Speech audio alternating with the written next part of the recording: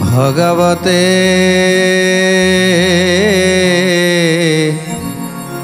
वासुदेवाय।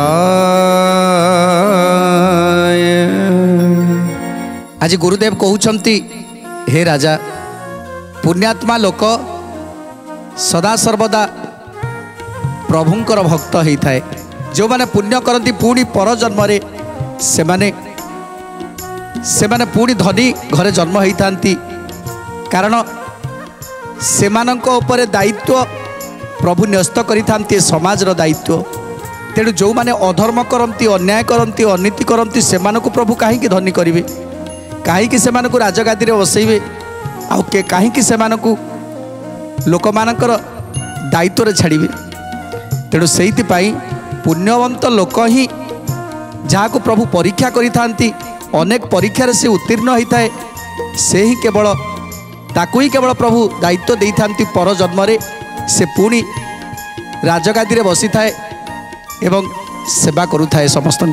तेणु जो माने ए जन्म रे राजगादी रे बसिले जदि से माने किछि अपकर्म कले पर नारी हरण कले पर धन को लुटिले आउ धन को साइती रखिबा पाई नाना प्रकार अपकर्म कले सेमानकु आउ प्रभु केमिति बा पर जन्म रे ताकू राजगादी रे बसेबे ताकू केवल भिकारी ही करिवे जे कि गोटे गोटे अन्न पाई से सेमिति बुलुथुबो खाइबा को मध्य पाइबा बहुत कष्ट होइजिवो। तेणु सेइति पाई आज गुरुदेव कहउचंती हे राजा तमे राजा हेइछ लोक मानक ठारू कर आदाय करूछ लोक माने भलरे अछंती कि दुखरे अछंती से कथा बुझिबा मध्य तुम पाखरे समय नाही। तुमे एबे मृग शिकार करूछ पशु मानक बध करूछ तेणु पर जन्म रे तमे केबे राजगादी आउ पाइबनी। मनीष सुख पर दुख दुख पर सुख भोगी थाए सत हेले प्रभु सेही लोक को दायित्व दे थांती जहाँ को प्रभु परीक्षा करुथांती आ परीक्षा जे उत्तीर्ण होता है। आ कौन कहउछंती प्राण थिबा जाए से ही भुंजे सुख सिरी देहांतरे आउ किसे एव दंडधारी। जय जय जगन्नाथ जगतर नाथ जय जय जगन्नाथ अनाथर नाथ। जेबे पुण्य प्राणी होई लभई मरण जीवन थरे साधु साधु मले स्वर्ग स्थान। जय जय जगन्नाथ जगतर नाथ जय जय जगन्नाथ अनाथर नाथ। पर काल तार अटे समसरी जीवंते ऐश्वर्य भोग मले स्वर्ग पुरी व्याधिवंत लोक जेबे लभई मरण जीवित रे महाकष्ट मले अकारण। जय जय जगन्नाथ जगतर नाथ जय जय जगन्नाथ अनाथर नाथ। जार पुण्य बल थाए से जेतेबेले मरी जाए जीवंतरे तो ऐश्वर्य भोग करुथिबो मृत्यु परे मध्य ताकू देवता माने ताकू नहीं जाती साथी रे आउ ताकू पुणी थरे गोटे घटरे स्थापन करती जो घटरे स्थापन करती से पुण्यात्मा होइथिबो एवं समस्तंकर सेवा करि पारुथिबो पुणी सेमिति एक घटरे स्थान कर देई दियंती। बंची थिला बेले जेतेबेले बंची थाए सेतेबेले समस्ते ताकू श्रद्धा करती स्नेह करती कहीं क्या सहित तार झगड़ा न थाए क्या सहित कली न थाए क्या सहित क्या खाल पकाए ना। तेणु से लोक जितेबले मरी जाए से समस्ते ताकू साधु साधु बोली कहती तार ना सबुबले समस्ते उच्चारण करुता मरीगला परे प्रभु ताकू नहीं पुणी एक घटने स्थापन दियंती पुणी मनीष जन्म ताकू स्थान दे दियंती मनीष जन्म दियंती आउ ए समाज रो सेवा करिवा पाई पुणी थरे ताकू सुजोग देइथांती। आउ जो माने व्याधिवंत लोक जो माने केवल रोगरे पीड़ित होइचंती जन्मरू केवल रोगरे रोगरे रोगरे रोगरे तांकर जीवन काल कटिगला जेते औषध खाइले मध्य सेमानकर रोग भल होनी से हूँ पूर्वजन्मर कर्मफल जहाँकि आज व्याधि पीड़ित होइछि।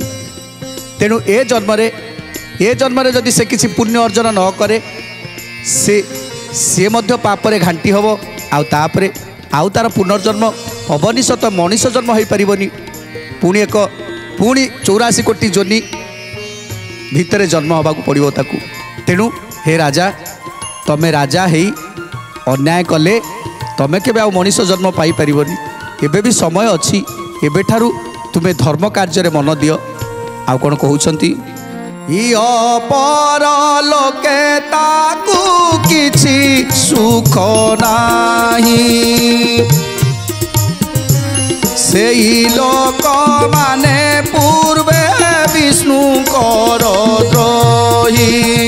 जय जय जगन्नाथ जगतर नाथ जय जय जगन्नाथ अनाथर नाथ। तेणु करी से मानकू न मिलइयन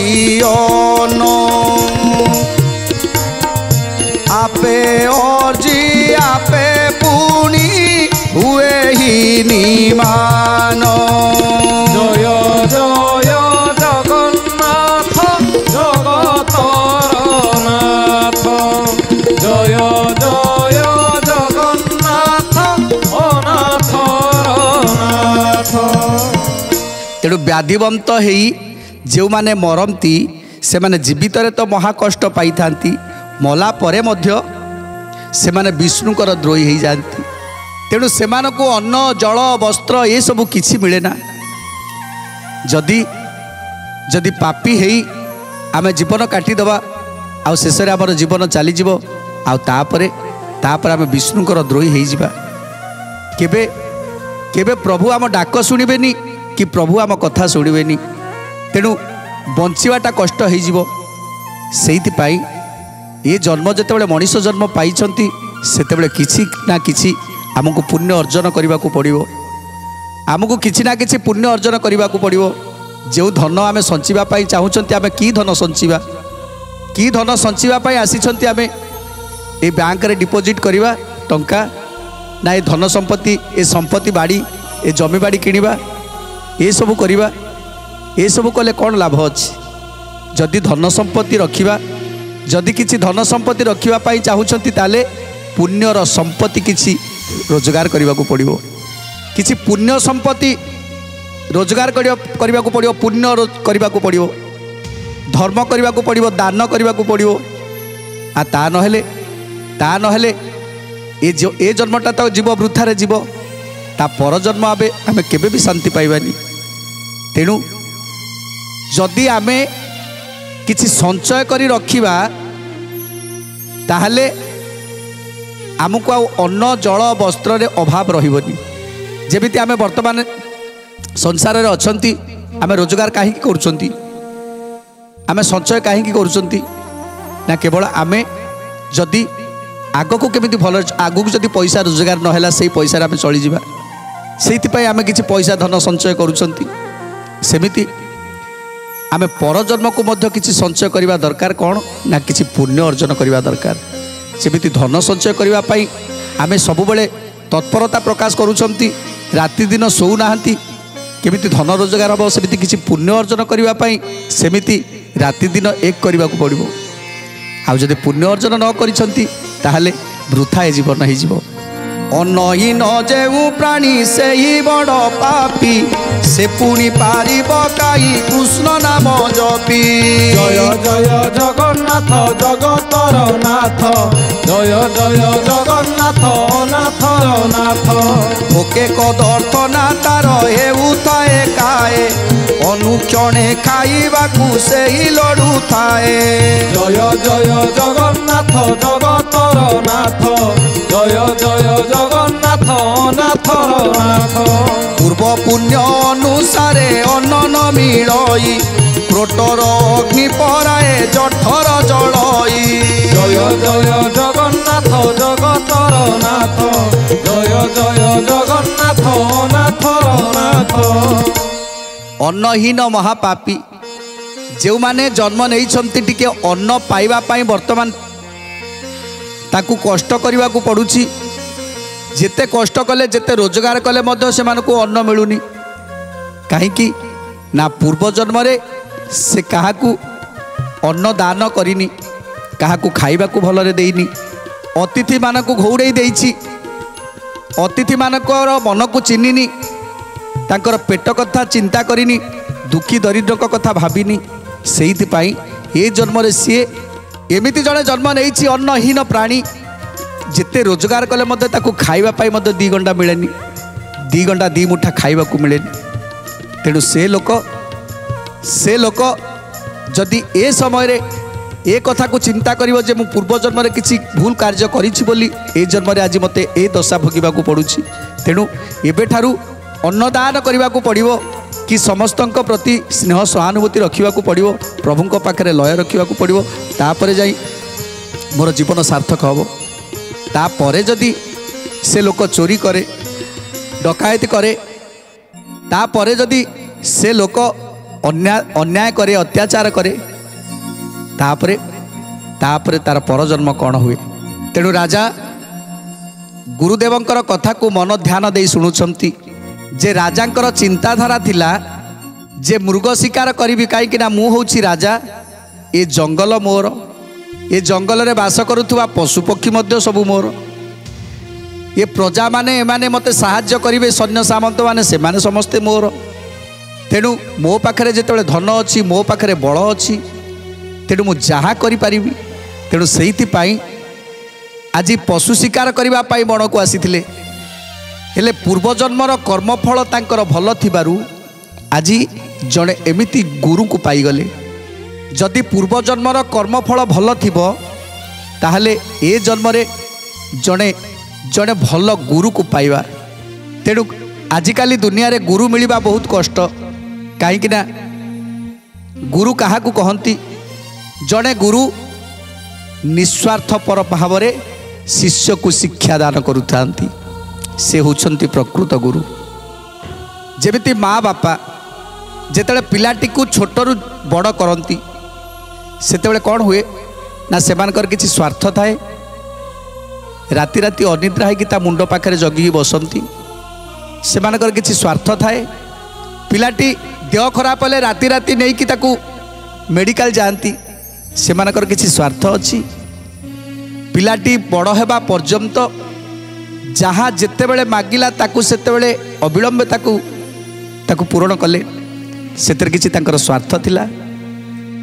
ଯେତେବେଳେ ପିଲାଟି ଟିକିଏ ବଡ଼ ହେଲା ସେତେବେଳେ ତାର ଶିକ୍ଷା ପାଇଁ ଭଲ ଗୁରୁଙ୍କ ପାଖରେ ନେଇ ଛାଡ଼ିଲେ। ତେଣୁ ଭଲ ଗୁରୁ ତାଙ୍କୁ ଶିକ୍ଷା ଦେଲେ। ତେଣୁ ଗୁରୁଙ୍କର ଯାହା ପ୍ରାପ୍ୟ ଏ ସବୁ କିଛି ପୂରଣ କଲେ। ସେଥିରେ କିଛି ସ୍ୱାର୍ଥ ଥିଲା ନା କିଛି ପାଇବାର ଆଶା ଥିଲା? ତେଣୁ ବାପା ମା ଯେମିତି ଗୋଟେ ପିଲାକୁ ମଣିଷ କରିବା ପାଇଁ ସେମାନେ ନିଜର ରକ୍ତକୁ ମଧ୍ୟ ବୁହାଇ ଦିଅନ୍ତି। ତେଣୁ ସେ ହେଉଛି ନିସ୍ୱାର୍ଥପର ଭଲ ପାଇବା। ନିସ୍ୱାର୍ଥପର ଭାବରେ ପିଲାଙ୍କୁ ମଣିଷ କରନ୍ତି। ତେଣୁ ସେ ହେଉଛନ୍ତି ଗୁରୁ।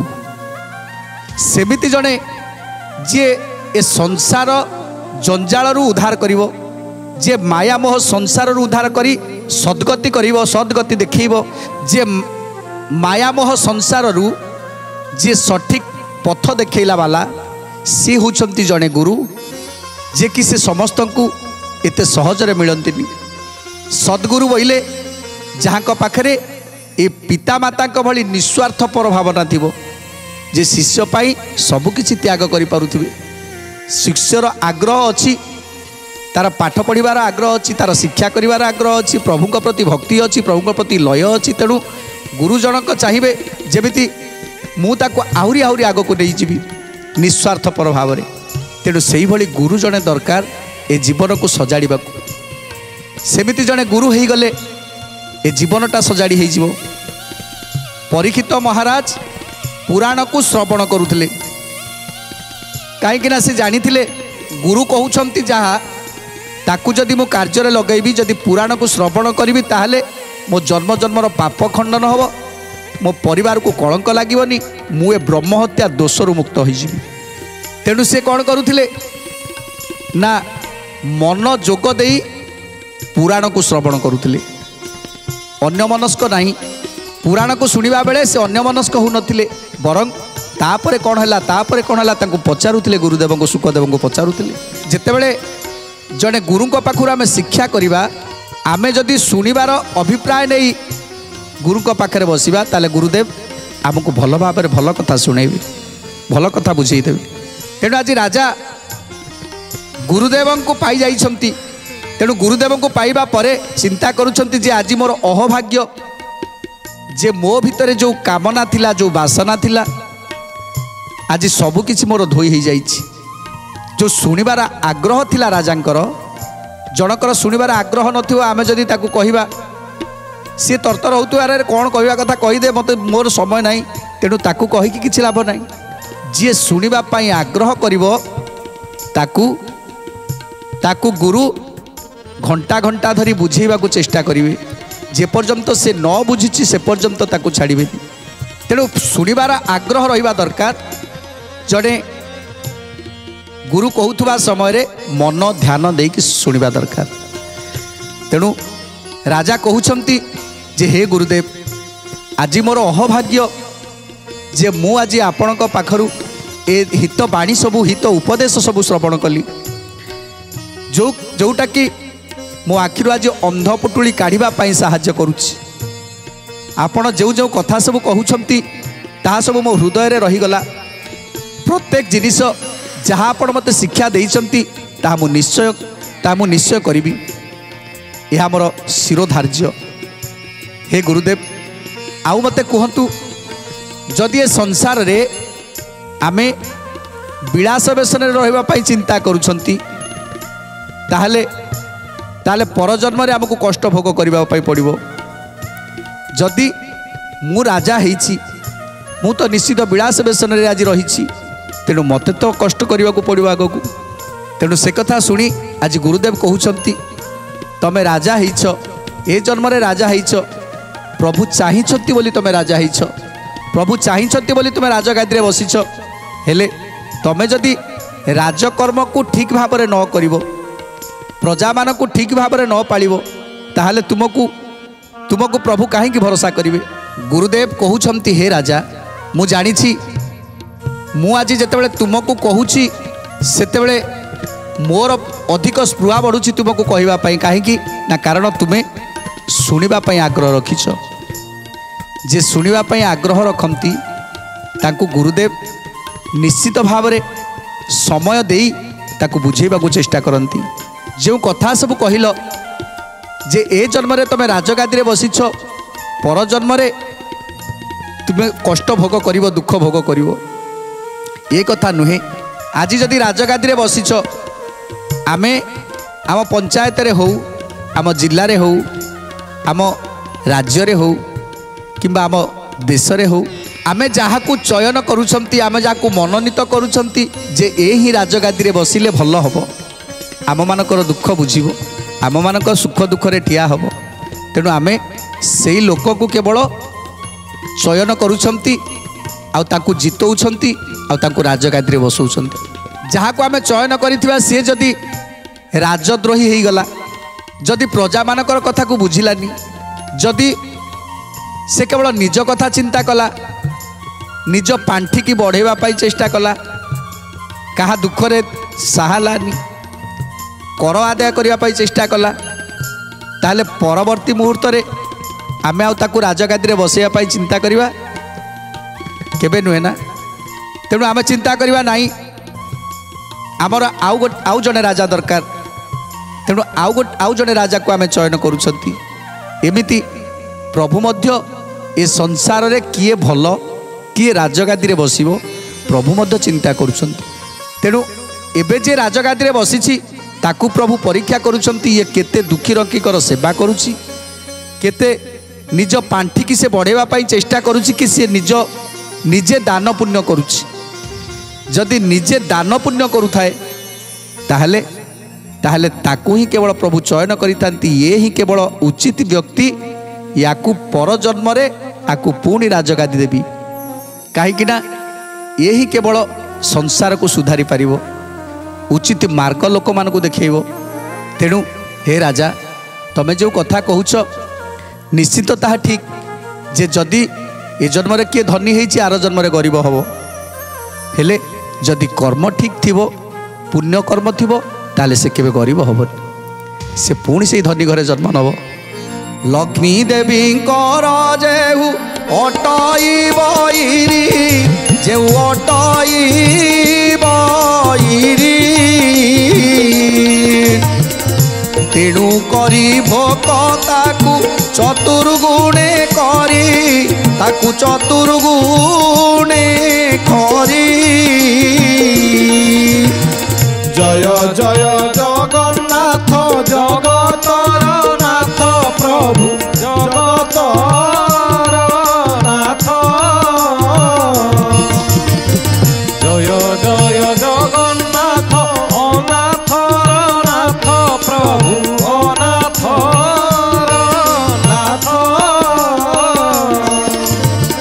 पूर्व जन्म रे न देले ए जन्मे न पाई पुणी ए जन्मे न पाई। एबे से लोड़िले आउ पाई बाबा काई आउ पाई बाबा काई।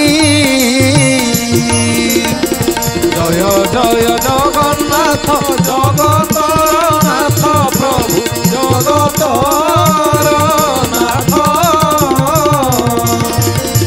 जय जय जगन्नाथ अनाथर नाथ प्रभु अनाथर नाथ।